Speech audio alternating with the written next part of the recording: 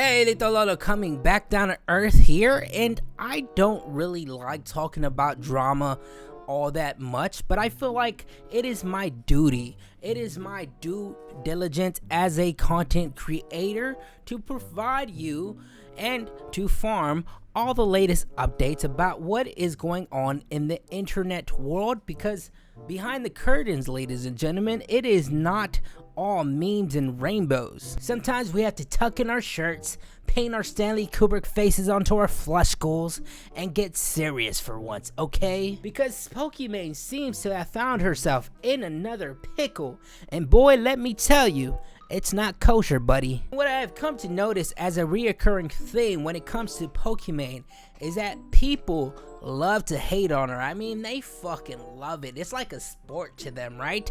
They have like a Discord out there named We Hate Pokimane More Than We Hate the 19th Amendment, where they all collectively get notifications like a national Amber Alert whenever she fucks up. Because how in the world was she able to get a 4.9k upvote with 2,000 comments on live stream fails? That's the most action that Reddit forum has seen in months, and more action than most of its users has seen in years. And I would like to consider myself to be very neutral and fair, and I feel like I could provide a completely unbiased opinion on this controversy and drama, because I don't really hate anybody except Hassan. Anyways, what did Pokimane do in order to receive this backlash, and was it warranted? Well, for anybody who doesn't know, Pokimane recently came out with a product launch of a cookie in which she marketed as a much more healthier alternative than your mass-produced Oreo or Chips Ahoy cookie, a brand that she called Mina Snacks, in which she has one product out at the moment, the Midnight Mini Cookie. Now, whoever Pokimane hired to do the website really outdid themselves. It looks really cool and phenomenal, but so did the game Forsaken, and that game was ass cheeks. But aesthetics, looks, and packaging really go a long way with branding and give people more of an inclination to purchase said product. And the price, well, we'll get to the price when we get to it. Now, I am not no nutritional expert, but first let's take a little gander at the nutritional value and compare it to other big name brand cookies. So as we see here, there's a lot of ingredients mixed together, and I totally get what this means. Now, the ingredient that stands out to me is the palm oil, and as you can see, it has an asterisk next to it because they had to emphasize the sustainable sourced palm oil, which means they were extremely meticulous when choosing a supplier in order to ensure the lowest environmental impact possible, because palm oil is known not to be the healthiest choice and has continued to be a major driver of deforestation of some of the world's most biodiverse forests, destroying the habitat of already endangered species.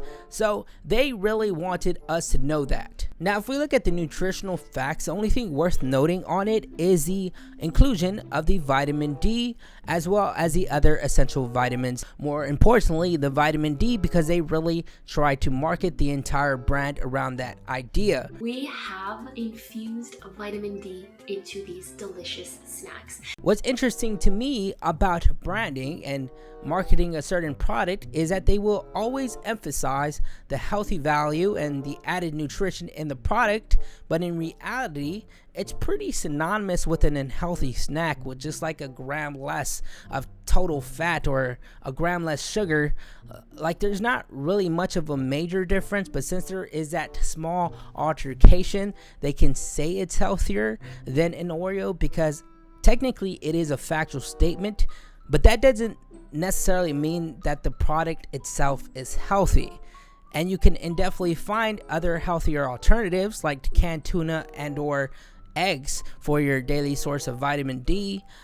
But in Pokimane's defense, she did go into this with a goal in mind of wanting to make an unhealthy product healthier, and it is difficult to do that without sacrificing the taste of the snack itself. So let's make a comparison to an Oreo or a Chips Ahoy in terms of its nutritional value. If we look at the Chips Ahoy nutritional facts, the Minus Snacks has more total fat and saturated fat, and the only place it beats the Chips Ahoy in is in the 10 milligrams less of sodium and more dietary fiber and less total added sugars, and of course the additional source of the vitamins. And now in comparison to the Oreo cookie, it's pretty much the same with the Chips Ahoy, except the sodium is through the roof with the Oreo, Jesus. But if we take a look at the serving size for the Mini cookies, this is a nutritional facts for 28 grams, while the other two is 34 grams and 31 grams respectively. So the value we see here for the Midnight Mini cookies should be slightly more if we want to make a true comparison with these different products. Now let's get to the juicy part of the video and the moment you guys have all been waiting for, where there has been tweets that surfaced, and I believe this one right here was the original one from Feared Buck, where it showcases a nearly identical product to Pokimane's Minus Snack Midnight Cookies, called Tootie's Midnight Mini Cookie. And in terms of appearance and the nutritional facts, they are twins. This is like Zack and Cody season 1. This is like Mary Kate and Ashley in Full House, where they had to keep switching the babies to abide to the child labor laws. The only difference was the addition of the vitamin D, which Pokimane seemingly marketed some of the product off of in order to enhance the healthy aesthetic of it. Now granted, this Twitter user did provide a misleading statement where he said that the price of her product was $28, when in reality it's 4 bags for $28, which will equate to each bag being $7. But if we account for shipping costs, and in my area specifically, it was $4.99, making the cost about $35.71, thus making it $8.92 per bag, still making it less than the $9.99 price point to its competitor. But a lot of people are not going to rationalize it in the way that I did. And as I've said, people really love to hate on Pokimane. It's like whenever she does something wrong, the floodgates open, where we get people like Keemstar, Cavos, incels, Reddit users, people that hate women, people that just want to jump in on the conversation to farm impressions on Twitter. You know, it's like Pokimane haters go into hibernation until it's time to hate again. It's equivalent to like Goku going Super Saiyan and taking 3 episodes to level up before the actual fight. That's how Pokimane haters build up the potential energy before it's finally time to release it. So there was a storm brewing against Pokimane on Twitter because of this, where people were assuming that she scammed and completely ripped off this other product that was selling in stores. And Pokimane's response to this was a tweet that I'll leave up, and if you guys want to read the entirety of it, you can pause the video, but I'm basically going to summarize what she said, which was that she purchased the product through a manufacturer company called Creation Foods, and that it was in fact a white labeled product, but the formula and the ingredients to her product were unique. But I mean, come on, they look nearly identical, don't they? It's like if me and Sam Sulek were in the same room, nobody could tell us apart, right? Regardless of that, let me provide you with some details on what white labeling is. And no, it's not when Elvis Presley steals black people's music and calls it his own. So white labeling is when a product does not have a brand name attached to it, usually sold through a manufacturer company where businesses purchase it to try to create a brand around it, which is pretty much what Pokimane did. Now, a lot of companies do this. This is actually a common practice utilized in business all over the world. And I just realized through my research that Native is actually a white labeled product. I use their body wash all the time. Hashtag ad. Now the downsides of a white labeled product is what happened with Pokimane, where people believe that she scammed this entire company, when in reality they both just purchased the same product from the same manufacturer and made their own unique branding around it to promote it. So basically, same word, different font. So I could see why people can see this as disingenuous, because it is a business tactic, and anything that pertains to business usually comes off as a soulless endeavor, because at the end of the day, all businesses care about is profit. That's how they stay afloat. That is how capitalism works. But I don't think Pokimane utilized this opportunity as a cash grab, right? I think it was more for her creating a product that she can call her own and be satisfied with the outcome of it. I mean, just the evidence alone of her not promoting sponsorships, her not doing merch in years, and her capping donations was an indication of this. If she really wanted money that bad, we would be seeing her doing merch drops at least once a year and promoting Raid Shadow Legend sponsorships at least once a month. And I think a lot of that has to do with her moral and ethical code, which is one of the fundamental reasons why people hate her in the first place, right? So when she does something that comes off as immoral, like a common business practice, it is easier for people to shit on her for it. But in reality, this is an industry that she is not too familiar with. She is essentially a streamer trying to make a product, right? She is not a cookie maker. She is not trying to devise recipes to make a Willy fucking Wonka cookie.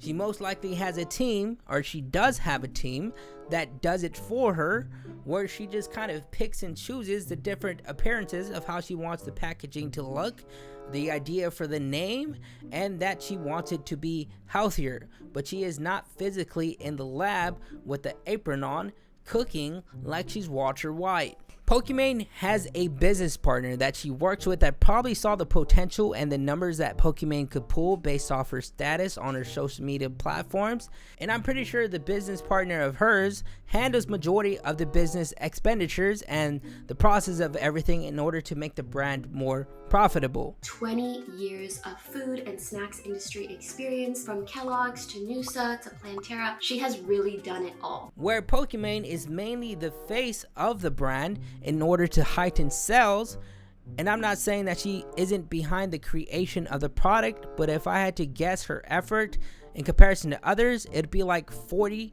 to 60%, where that 40 is, majority of her financial investments going into the product itself. I feel like that's how a lot of these businesses operate around these influencers, but personally I don't think Pokimane was being immoral at all. But there is one thing I will criticize her over. When people are like, oh my god, $28 for cookies? It's 4 bags. That's $7 a bag. I know math is hard when you're an idiot, but like, if you're a broke boy, just say so. I believe her reaction to this chatter was unwarranted, because sure, the cookies being $7 per bag is not that bad, and I mean, gluten-free products or anything with any nutritional value has a tendency to cost more, and since it is Pokimane, I thought $7 was pretty reasonable. But it's the fact that you have to purchase the product in a bundle of 4 bags of cookies that cost $28, where there is no viable option of only purchasing one.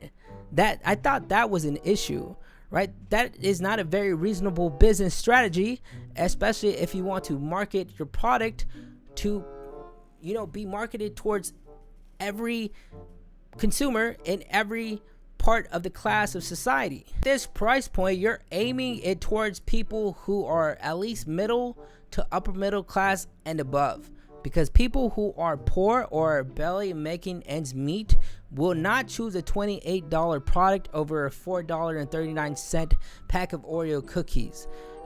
Like, not everybody, and even people with a gluten allergy, have the luxury to choose certain products over others.